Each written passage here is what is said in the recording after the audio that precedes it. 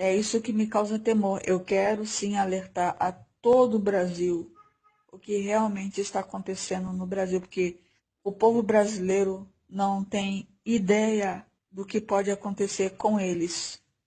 No ano de 2000, o vice-presidente de uma empresa exploradora de petróleo russa, chechena no caso, e porque a Chechênia na época estava em ebulição, tinha uma verdadeira guerra civil na Chechênia, mas eles tinham muitos campos de petróleo. Mas como eles estavam considerados pela comunidade internacional rebeldes, terroristas, e não podiam vender o petróleo para ninguém, o que eles fizeram? Eles venderam o petróleo para os norte-coreanos, e sabendo que os nossos políticos eram extremamente irresponsáveis e corruptos, eles lavaram o dinheiro dentro da Petrobras. E eles começaram a lavar o dinheiro oficialmente em 2000. Mas eu não acredito nisso, não. Na reunião de 2000 eu estava presente, posso dizer, e realmente foi oferecido ao senhor Paulo Roberto Costa 50 bilhões, né, o montante total que seria enviado semestralmente, e as pessoas envolvidas no Brasil receberiam cada um prolabore, né, um percentual da sujeira. O que acontece é que na Petrobras, cada vez um queria comer mais uma fatia, e quando viu, tinha uma verdadeira colônia comendo o dinheiro. E aí, o dinheiro que era enviado para ser lavado no Brasil se tornava menor do que o dinheiro que eles estavam roubando na Petrobras, enviando para a Suíça e para Dubai, para os Emirados Árabes, que agora é a nova Suíça, né? E estavam enviando também para a Holanda, estavam enviando para Portugal, estavam enviando para a Espanha, estavam enviando para a Argentina, estavam enviando para o planeta inteiro. Estavam enviando para uma comunidade que chama-se Comunidade de Odessa, que é uma comunidade que tem em Nova York, porque, na verdade, a primeira remessa de dinheiro que entrou na Petrobras, ela já estava depositada nas contas de um advogado renomado que era de ascendência russa, da comunidade de Odessa. E esse dinheiro já foi transferido para a Petrobras para ser limpo.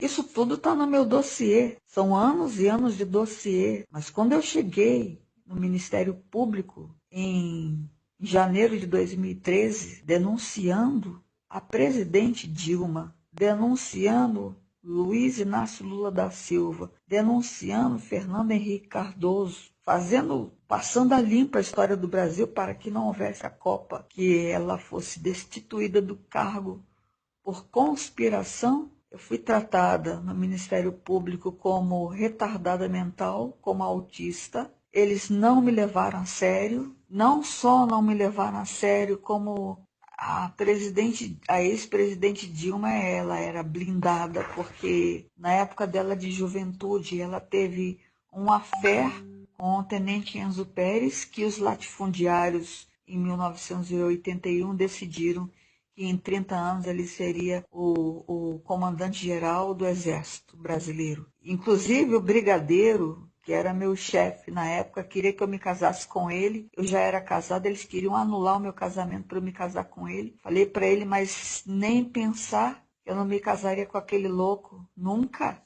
Deixou a presidiária fugir. E eu cheguei a conhecê-lo no PDC, Palácio Duque de Caxias. Ele tinha cara de maluco mesmo. Então vamos começar. Meu nome é Kátia dos Santos Arbex. Em 1990, o rei de Portugal mandou o alcalde de Saragoça, Antônio Gonçalves Trivinho, para participar de uma reunião que seria o Fórum de São Paulo.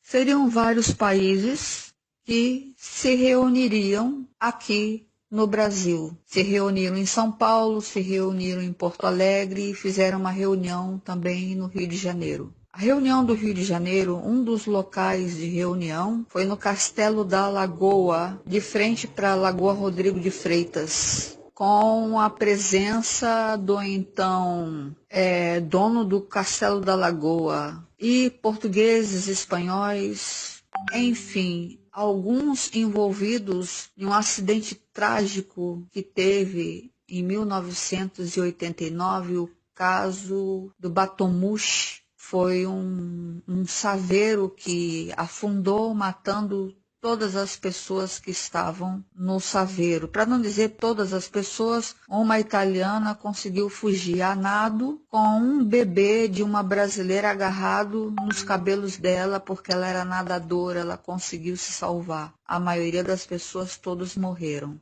Ela conseguiu nadar até a costa. Eu estava com os ingressos para o Batomuxi, mas eu não fui e nem a minha família foi, porque eu estava trabalhando como anfitriã do clube ali do Posto 6, onde fica o Forte de Copacabana, tem o Marimbás.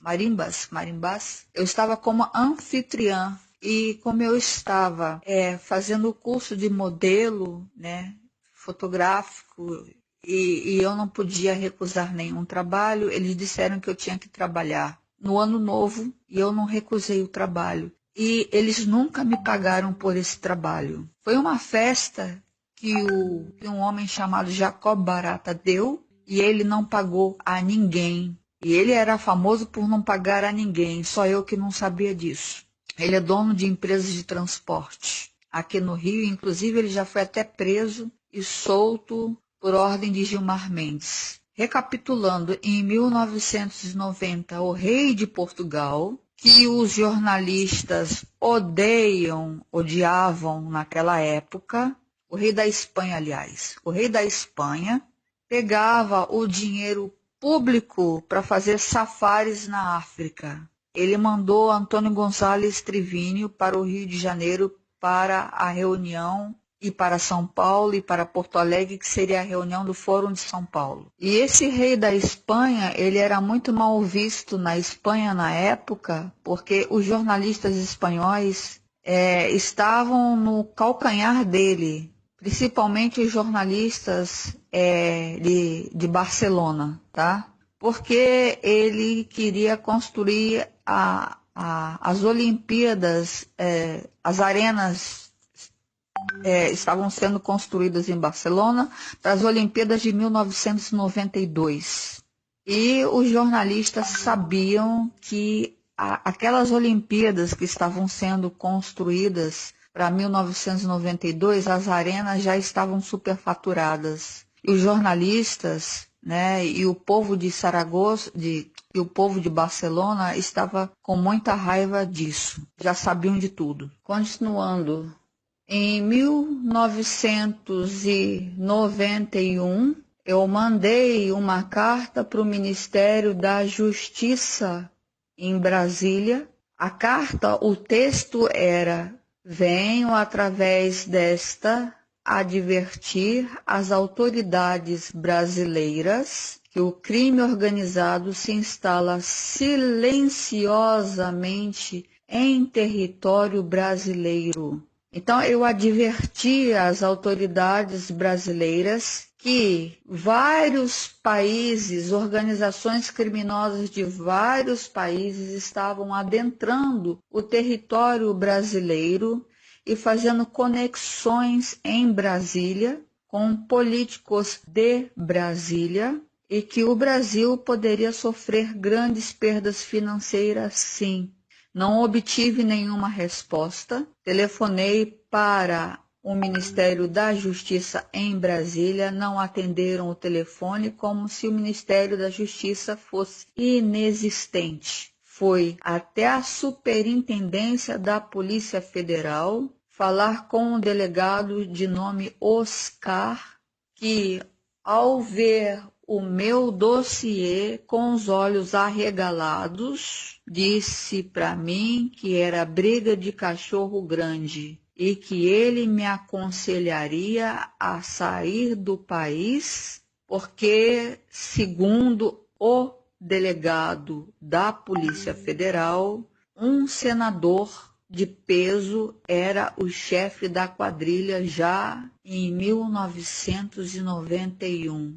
O nome do delegado era Oscar. A razão de eu ter feito o dossiê e que acabei descobrindo muitas coisas foi porque em 1988 o meu marido resolveu comprar um apartamento na planta, no meio do nada, onde só tinha pântano e jacarés, que era a Barra da Tijuca. Não tinha nada naquele local.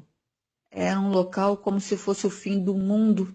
E o corretor me disse, quando viu que eu estava contrariada, porque eu queria que ele comprasse um apartamento na Urca, ou mesmo que fosse no Flamengo, mesmo que fosse em Botafogo, em qualquer lugar, menos ali. E aí o corretor disse para mim, mas Kátia, você está comprando um apartamento em um local que no futuro vai valorizar muito, e além do mais, 90% dos investidores são de Brasília, são políticos de Brasília e não pretendem morar no prédio. Eu falei, mas isso não vai prestar? E realmente, durante um ano e meio, eu morei num prédio fantasma. Isso é verdade, eu morei num prédio fantasma. Eu subia 21 andares de escada, não tinha nem um habite ainda, porque o bloco 2 não tinha sido construído. Eu morava praticamente em um prédio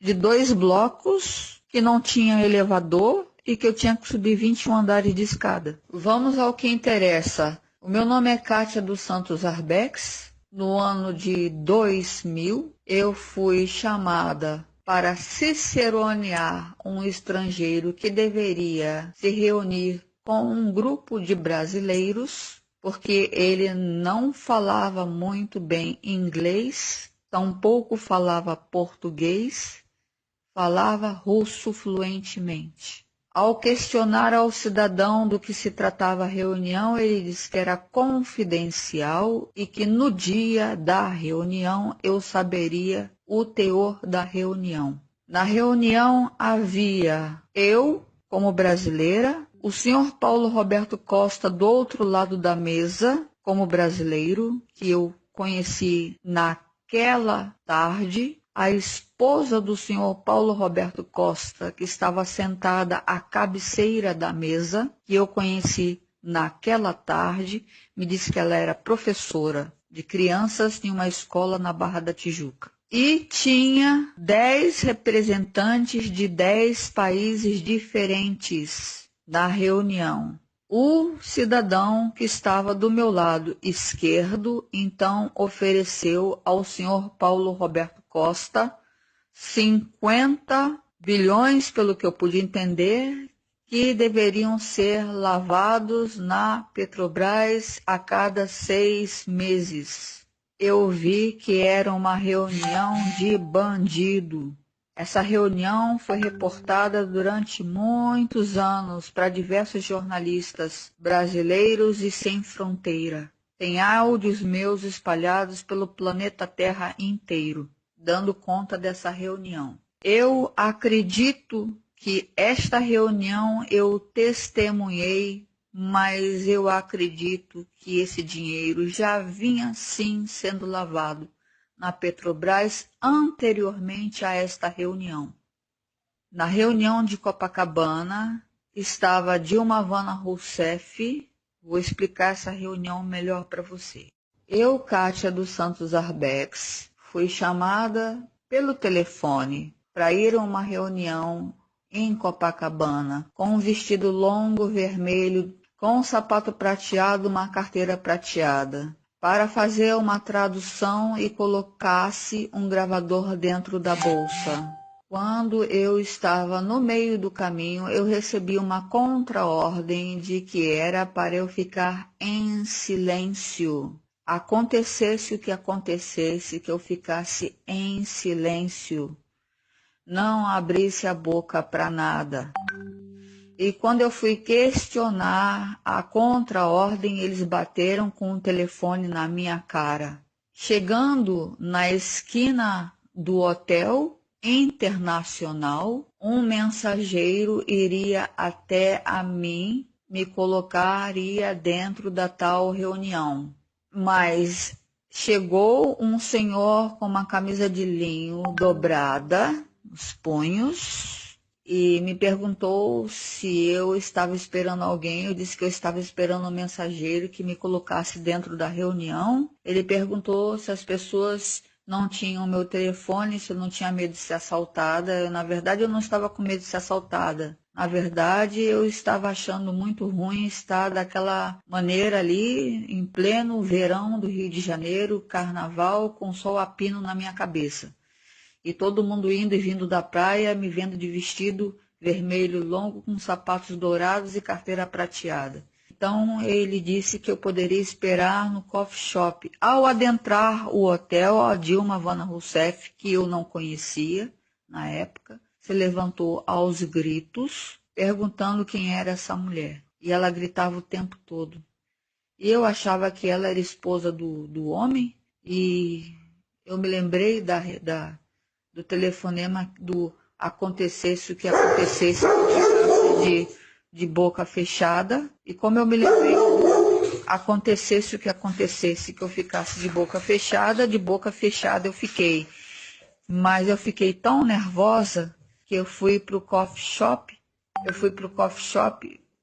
Eu perguntei, fiquei muito nervosa. O que acontece é que quando o homem disse que eu estava de frente para a próxima presidenta do país, que aquela pessoa ali que tinha se afastado ia ser a próxima presidenta do país, e que estava tudo certo e tudo pago, e que ela ia assumir até em 8 anos, eu comecei a tremer muito do escândalo que ela fez, do que ele estava me dizendo. Eu fui pro coffee shop, eu liguei o gravador, pedi um copo de água com açúcar, um café, e voltei e comecei a conversar com ele. Eu falei para ele, mas me diga, como você pode dizer, como você pode dar certeza de que essa pessoa que você está chamando, uma hora você chama ela de Vana, e outra hora você chama ela de Dilma. Afinal de contas, quem é essa pessoa? Você poderia me dizer qual é o nome dela? Ele disse, essa pessoa chama-se Dilma Vana Rousseff. Ela vai sim assumir a presidência do Brasil em até 8 anos, ela emplaca. Eu disse assim para ele, mas você poderia me detalhar como você poderia saber que em 8 anos ela seria a presidente do país? Ele disse para mim que estava tudo certo, que estava tudo pago. Eu achei que era uma pegadinha, sinceramente. Eu comecei a olhar para tudo quanto foi lado. Eu achei que era uma brincadeira de alguma emissora de TV. Eu não levei muito a sério. Eu cheguei a questioná-lo se ele era vidente, em tom de ironia, e se ele era paranormal, em tom de ironia. Eu cheguei a questioná-lo, sim. Eu cheguei a questioná-lo. Eu perguntei para esse cidadão que estava reunido com essa criatura Dilma Vana Rousseff, qual era a função dele. Ele me disse que era vice-presidente da Repsol. Eu perguntei a ele se a Repsol lidava com petróleo. Ele disse que era a exploradora de petróleo espanhola. Depois eu fiquei sabendo, anos depois, que a Repsol já tinha quebrado a Argentina. Tinha entrado na Argentina, tinha deixado um estado da Argentina como um estado fantasma. A Argentina ficou praticamente na miséria. As pessoas se estapeavam por 1 litro de leite na fila por causa da Repsol. A Repsol já tinha entrado na Argentina, já tinha quebrado a Argentina. E a Repsol, na verdade, era a testa de ferro da máfia russa. E até isso eu fiquei sabendo. Por como que fiquei sabendo? Eu estive na reunião de 2000. Eu estive na reunião dessa de 2002 e eu procurei ligar os pontos. Quando a Dilma, olhando para mim, disse, por que ela não fala? Ela é estrangeira? Ela não entende o que eu estou falando? Bom, ela já tinha gritado bastante, né? Ela já tinha feito um escândalo, né? Ela já tinha feito um barraco, né? E ela viu que eu permanecia em silêncio o tempo todo. Ela resolveu chegar perto de mim e perguntar, você entende o que eu estou falando? Quando ela perguntou, ela é estrangeira, ela é do grupo dos russos, eu levantei a cabeça e olhei para dentro dos olhos dela, fuzilando, porque eu não sabia o que estava acontecendo naquela hora. Mas então eu descobri naquela hora que ela era ligada aos russos de 2000, que ofereceram uns 50 bilhões de dólares para serem lavados na Petrobras. Logo eu vi que se tratava de uma reunião de bandidos e que eles iam deixar a Petrobras e o Brasil de joelho, sim. Mas os meus informes foram todos atropelados. Nenhum foi levado a sério, nem mesmo pelo Ministério Público em janeiro de 2013. Nenhum foi levado a sério. E olha, eu passei por situações que você nem imagina, porque isso você só vê em filme, como 27 viaturas do governo atrás de mim, com ambulâncias, com carros do governo, com o próprio detetive inspetor da 10ª Delegacia de Polícia perguntando para mim, você conhece alguém muito importante? E com um agente do governo de terno que chegou logo depois na delegacia, atrás de mim, escutando meu depoimento. Eu dizendo para o inspetor da Polícia Civil que eu não conhecia ninguém importante, muito menos ninguém ligado à presidência do país, depois que caiu a ficha. O que me deixa realmente impressionada foi que em 1997 eu estava infiltrada no local. Na verdade, o que eu queria descobrir era o tráfico de seres humanos, tráfico de mulheres para exploração sexual em diversos países. Esse era o meu foco. Eu não podia imaginar que eu ia descobrir, por exemplo, que o prédio, segundo o cantor, que estava discutindo comigo para ver quem é que ia cantar primeiro, o prédio pertencia à família de Ruth Cardoso, que sublocava, sem ela saber, supostamente, para um clube de lazer que tinha sauna, piscina, restaurante, salão de jogos e quartos para prostituição. E isso eu fiquei sabendo em 1997. E que ali, naquele local, seria costurado o maior golpe de todos os tempos contra a soberania brasileira. Porque ali estavam banqueiros, ali estavam empreiteiros, né? Lembro muito bem de olhar um banqueiro chamado Jeffrey, que era dono de um banco no Caribe, estava descendo as escadas e ele disse que ele pronunciou as seguintes frases: assim teremos comprado todo o Brasil. O Jeffrey falando com outro banqueiro. Lamine Papadiak descendo logo em seguida e eu entrevistando ele dizendo o seguinte: ele dizia que iria ficar muito rico. E aí eu dizia, what's your name? Ele dizia Lamine. Eu dizia assim, ok, what's your last name? Ele dizia Lamine Papadiak. Papadiak. Sim, e aí eu dizia, então, e me diga, como você pretende ficar milionário? Ele dizia que com os tickets, ele iria ficar muito rico, milionário, porque ele era amigo do Raymond, e o Raymond era amigo do Joseph Blatt, que era tesoureiro da FIFA, e que se tornou o presidente da FIFA. Anos depois, se tornou o presidente da FIFA. Então, eu descobri que quando teve uma investigação aqui no Rio de Janeiro, e um promotor estava investigando o superaquecimento dos tickets da Copa do Mundo, descobriu-se que os mesmos tickets eram revendidos para pessoas no mundo inteiro, entendeu? Por exemplo, eles vendiam o ticket que eles estavam vendendo para o Brasil, eles vendiam para Joana, para Cicrano, para Beltrano, e eles estavam superfaturando em cima. Então teve uma CPI, teve uma investigação a respeito dos tickets. Eu cheguei, e o promotor, eu me lembro o nome e o sobrenome dele, eu não vou dizer aqui qual é o sobrenome dele nem o nome dele, mas eu me lembro de ter pedido uma audiência com ele, e eu cheguei a falar com o secretário dele, entreguei uma carta em mãos dizendo que ele estava mexendo em um vespeiro, que ele não tinha ideia do que ele estava investigando.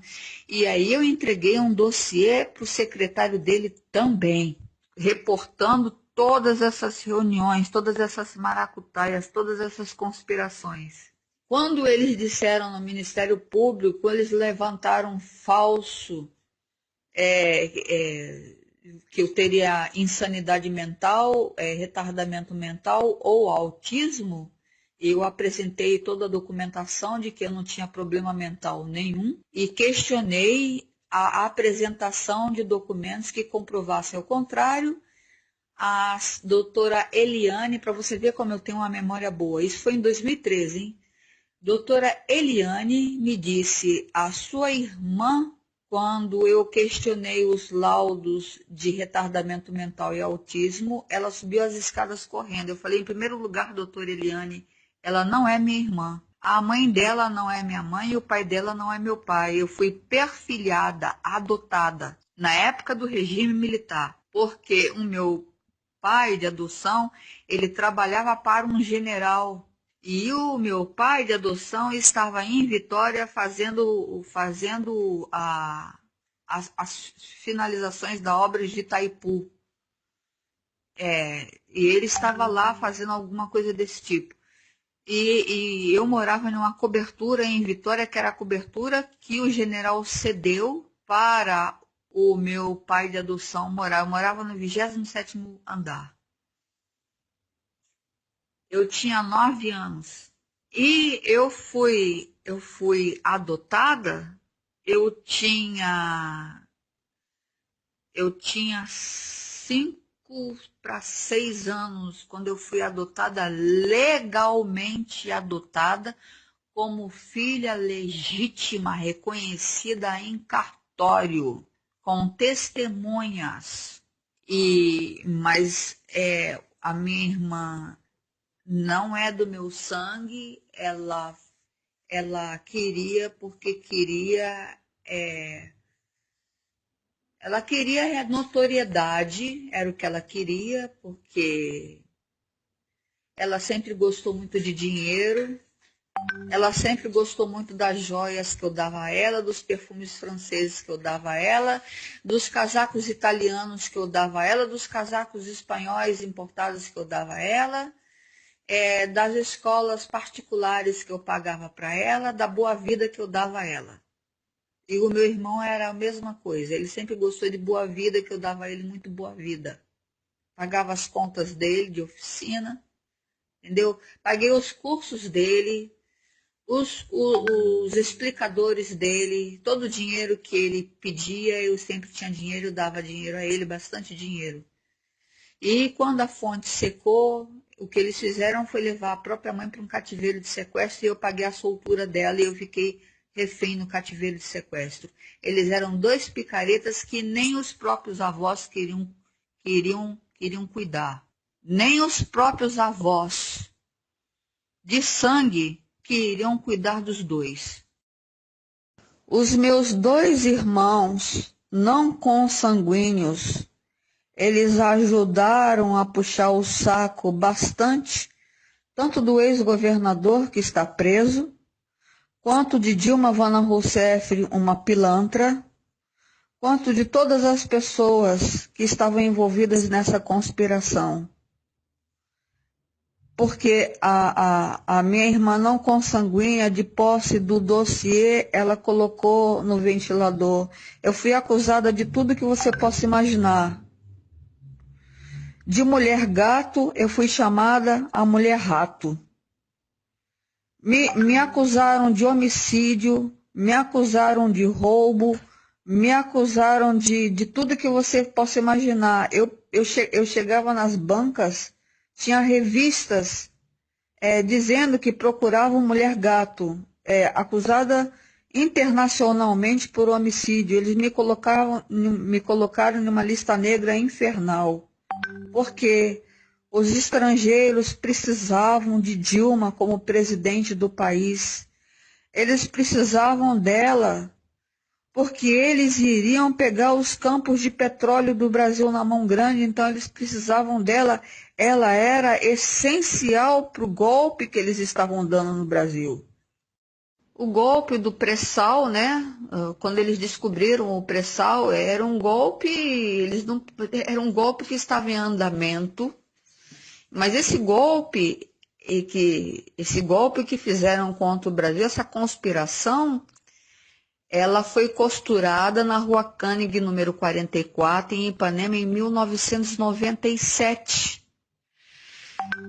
Ali estavam banqueiros nacionais e internacionais, empreiteiros. O tesoureiro da FIFA na época era o Joseph Blatt, ele ainda não era presidente da FIFA. Ali estavam Raymond, ali estava Lamine Papadiaki,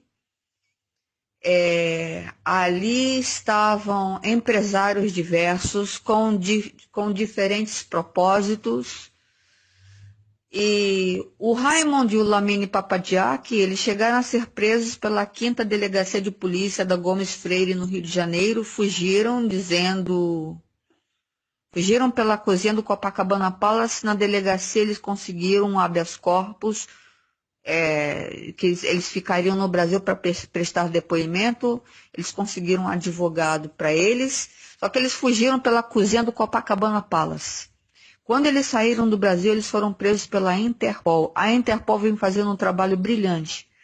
A Interpol está prendendo todo mundo que foge do Brasil, para fora do Brasil eles prendem. A questão é, o Brasil deve a 16 países, né?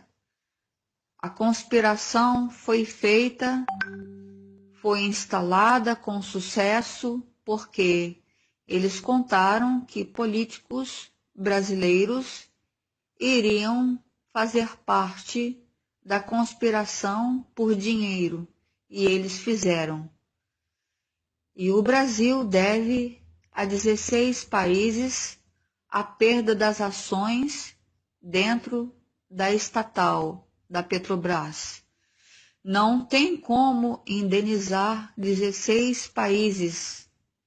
Que eu sei e digo, eu sei muito bem que esses 16 países que o Brasil deve, que devem ao Brasil, porque eles conspiraram contra o Brasil. E eles vão querer me crucificar, porque eu vou morrer dizendo a verdade. Eles conspiraram contra a soberania do Brasil. Foi uma conspiração na qual eles se deram muito bem, graças aos nossos políticos que não valem absolutamente nada.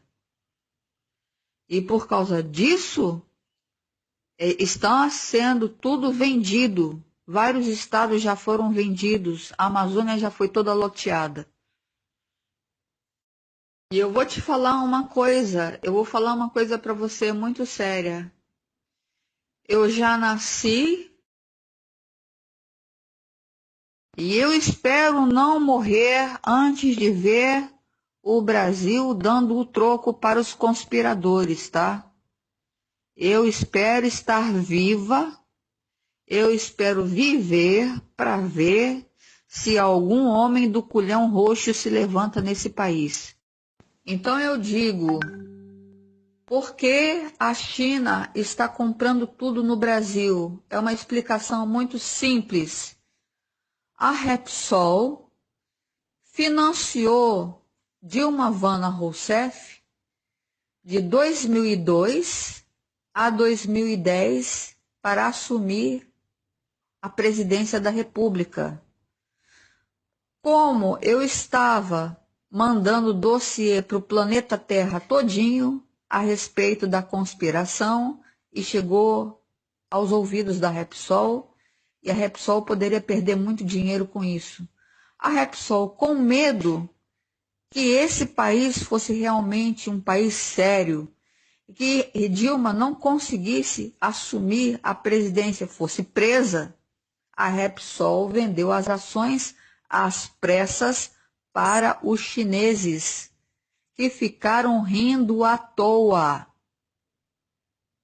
É por causa deste golpe e contragolpe que os chineses estão rindo à toa.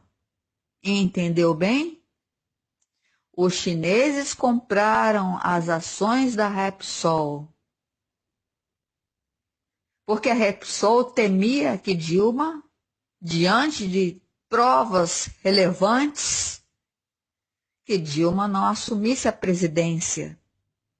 Mas a primeira coisa que o banqueiro do Caribe fez, o Jeffrey, que tem um exército de mercenários, ele mandou que todos ocupassem as plataformas. As plataformas foram todas ocupadas antes de Dilma assumir a presidência do país, e o povo brasileiro sequer ficou sabendo disso. Eu sabia disso. Por mais que eu parasse a multidão de jovens, por mais que eu tentasse explicar aos jovens que eles estavam sendo enganados, ninguém me ouvia nem me dava atenção.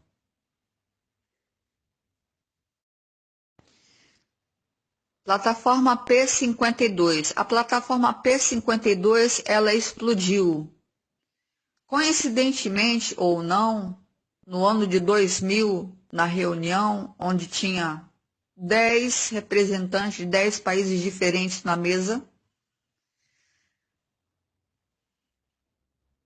e o senhor Paulo Roberto Costa se levantou e disse para o vice-presidente da exploradora de petróleo chechena que ele não tinha como aceitar esse dinheiro porque ele não sabia o que dizer para a diretoria da Petrobras, a origem, a procedência do dinheiro. Era muito dinheiro.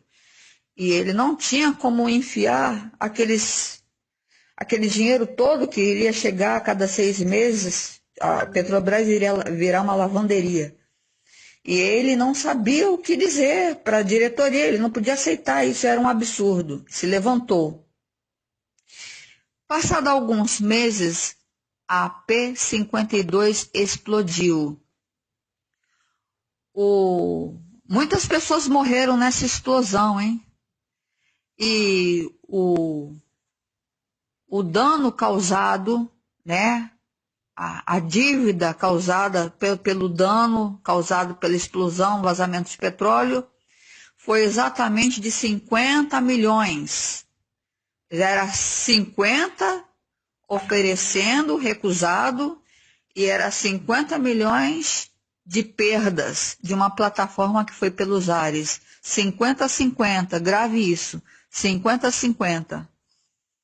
Eu sou autodidata e, ao contrário do que as pessoas falam a meu respeito, eu não tenho problema mental nenhum, não sou autista, eu sou autodidata. Eu consigo aprender qualquer idioma sozinha.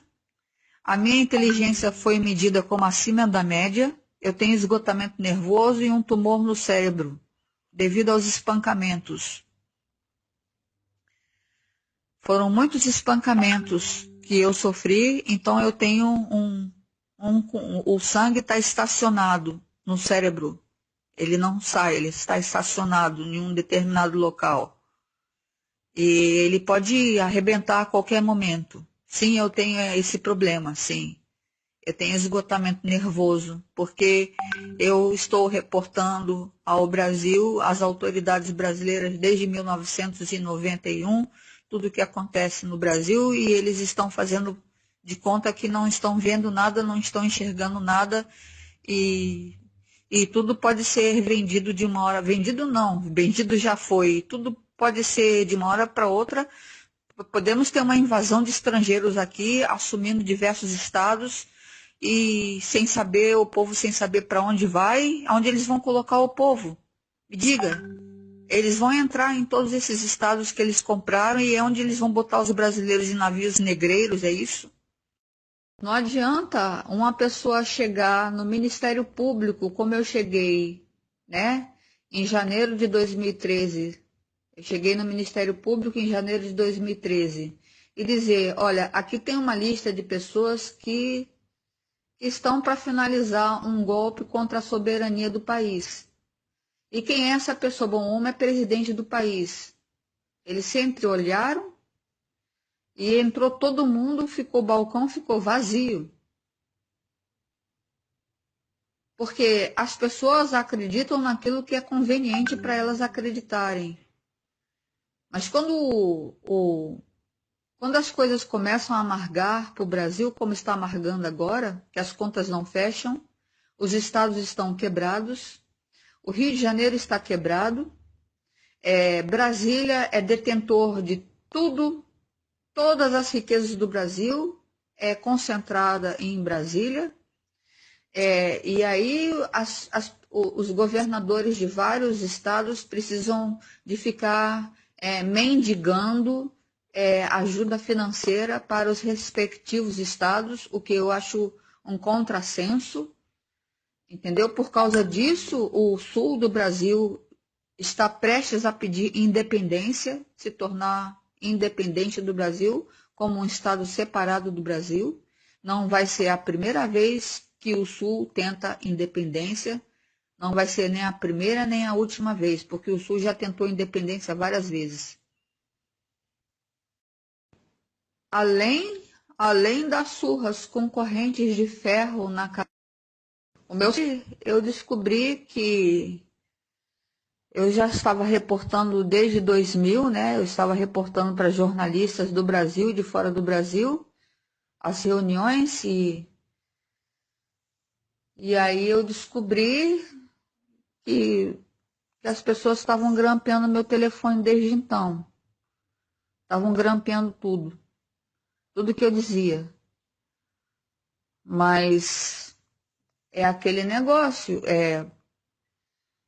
o povo pode fazer uma intervenção popular. O que é uma intervenção popular? O povo não precisa de ninguém para fazer nenhuma intervenção, não, hein? O povo, segundo a Constituição, ele não precisa de farda, nem de coturno, nem de nada para fazer uma intervenção, não, hein?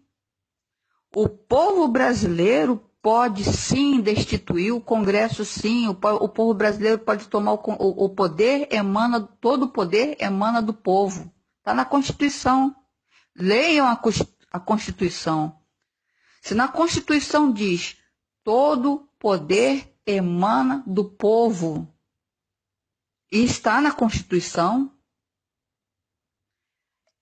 o povo pode sim tomar o Congresso, tomar Brasília todinho. Somos 200 milhões. As pessoas passaram anos tentando me envergonhar, tentando me anarquizar, tentando me apavorar, tentando me aterrorizar. Me envergonhar não funcionou, me aterrorizar não funcionou, me perseguir não funcionou. Terrorismo psicológico não funciona para mim, passar vergonha para mim não é problema nenhum. O que eu quero é que as pessoas no Brasil saibam que o Brasil sofreu um verdadeiro golpe, uma verdadeira conspiração. E o Brasil está de joelhos por causa dessa conspiração contra a soberania nacional. Quando o Brasil resolveu fazer uma reunião de colaboração entre vários países, selando um acordo de colaboração contra a lavagem de dinheiro, corrupção e crime organizado, a reunião foi no Hotel Copacabana Palace. Eu achei que o local da reunião não foi muito bem escolhido. Essa reunião deveria ter sido feita em um quartel e não no Hotel Copacabana Palace. Logo em seguida, teve uma reunião de máfia no Rio de Janeiro. Organizações mafiosas de todo o planeta se reuniram no Sofitel Rio Palace, com a presença de um mafioso famosíssimo chamado Totorrina. Totorrina, para quem não sabe, foi o responsável por mandar colocar dinamites em todo o trajeto onde passaria então o juiz Falcone, que acabou morrendo. Porque o juiz Falcone, ele telefonou para a mãe e disse para a mãe que iria almoçar em casa. E ele não sabia que o telefone da mãe dele estava grampeado, como o telefone dele também estava. Então, todo o trajeto que o juiz Falcone passou tinha dinamites na rua. E as dinamites foram explodindo como uma reação em cadeia. Foi assim que eles mataram o juiz Falcone. Bom, quem me contou isso foi um carabinieri italiano, me contou isso. E já tinha sido segurança do juiz Falcone. Eles querem desesperadamente colocar o Lula na presidência do país, não porque eles sejam petistas, nem porque eles lutem pela igualdade, pela liberdade, pela fraternidade. O fato deles quererem colocar o Lula outra vez na presidência do Brasil é muito simples. O Lula prometeu que, se for eleito, ele vai anistiar a todos os presidiários da Lava Jato, da Operação Lava Jato. E fez um acordo com banqueiros suíços. Eles querem desesperadamente colocar o Lula na presidência do país, não porque eles sejam petistas, nem porque eles lutem pela igualdade, pela liberdade, pela fraternidade. O fato deles quererem colocar o Lula outra vez na presidência do Brasil é muito simples. O Lula prometeu que, se for eleito, ele vai anistiar a todos os presidiários da Lava Jato, da Operação Lava Jato. E fez um acordo com banqueiros suíços, porque ele foi entrevistado pelo Le Monde indevidamente. Ele foi entrevistado pelo Le Monde dentro do presídio em Curitiba, da Polícia Federal, onde ele está preso. Ele fez um acordo, mandou um bilhetinho lá para o banqueiro e prometeu o seguinte: ele vai fazer a mesma coisa que ele fez na África, porque quando ele perdoou a dívida da África, ele e o grupo dele todinho levaram dinheiro. Quem perdeu dinheiro foi o Brasil, porque a África é rica em diamantes. Ele perdoou a dívida da África. Em contrapartida, ele ganhou muitos diamantes. Todos da comitiva dele ganharam muitos diamantes, entendeu? E muito dinheiro. Todos esses países que ele fez benfeitoria e construções, como Cuba, Venezuela, Bolívia, entendeu? Todos esses países deram a ele muito dinheiro. Não só a ele, mas aos comparsas dele. Quem perdeu foi o Brasil. É o mesmo caso de um jogador de futebol que foi perdoado em uma dívida de milhões. Ele foi perdoado numa dívida de milhões. Quem perdeu foi o Brasil. Quem ganhou foi quem perdoou a dívida dele. Foi repartida, tudo é repartido. Eles perdoam a dívida e repartem o dinheiro entre eles. É assim que funciona. Você só passa para as pessoas que são suas amigas, tá?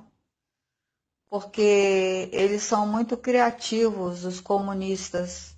O que eles fazem, eles recortam tudo que eu digo e fazem perguntas cretinas e fazem gravações cretinas em cima do áudio do que eu falei. Então você procure ficar muito atenta a quem você passa esses áudios, Só passe realmente para as pessoas da sua inteira confiança. Não passe para amigos, de conhecidos, de pessoas que estão